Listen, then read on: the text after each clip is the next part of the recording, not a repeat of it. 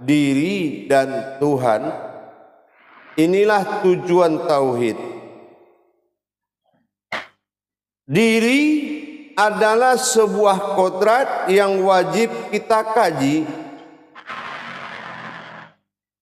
Audionya.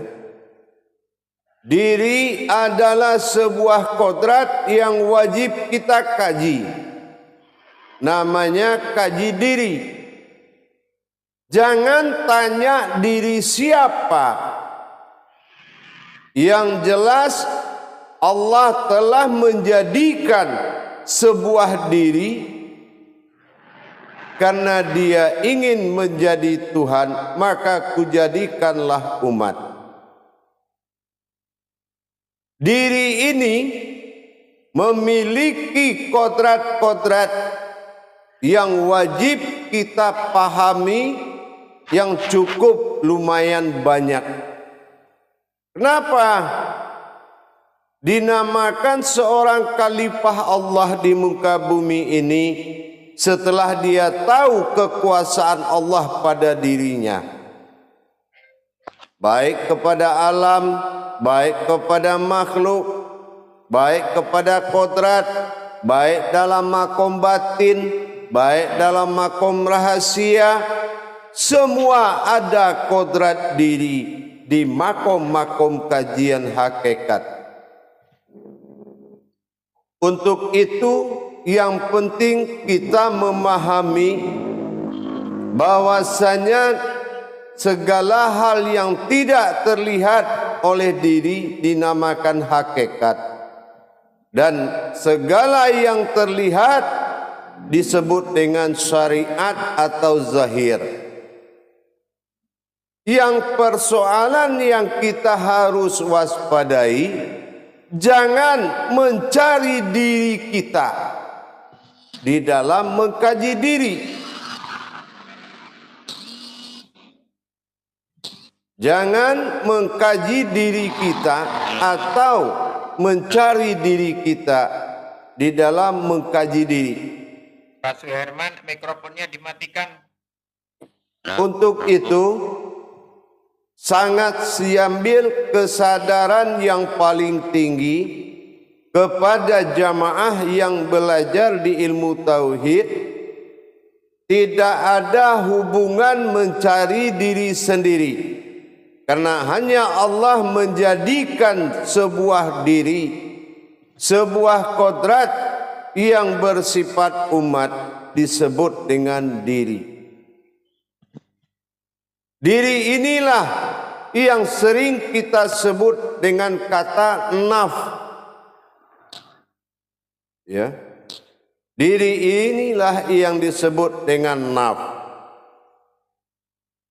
Kalau Allah memerintahkan mencari diri keakuannya, maka disebut dengan nafsahu. Carilah diriku. Man arafa nafsahu wa qad araha rabbahu.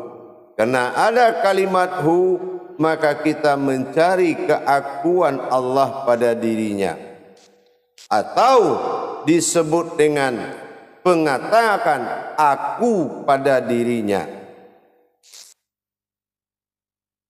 Yang kedua, menyadari, yaitu tentang perjalanan hakikat bukanlah perjalanan yang bisa disimpulkan oleh akal dan nafsu. Jadi jangan merasa sulit di dalam belajar tauhid, karena tauhid kejaran iman dan ilmu. Yang mengejar adalah iman kita dan ilmu kita. Itu yang dikatakan hakikat.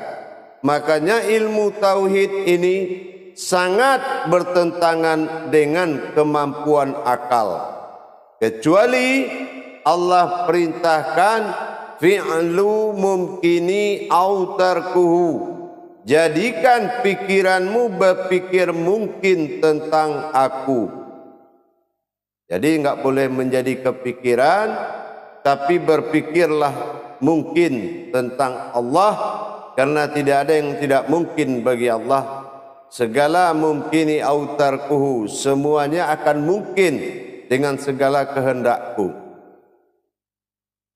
Jadi kalau kita ini sudah merasa wujud sebuah diri yang dijadikan Allah, maka kita tidak boleh lagi berprasangka kepada diri kita, apalagi melalui sifat asmanya.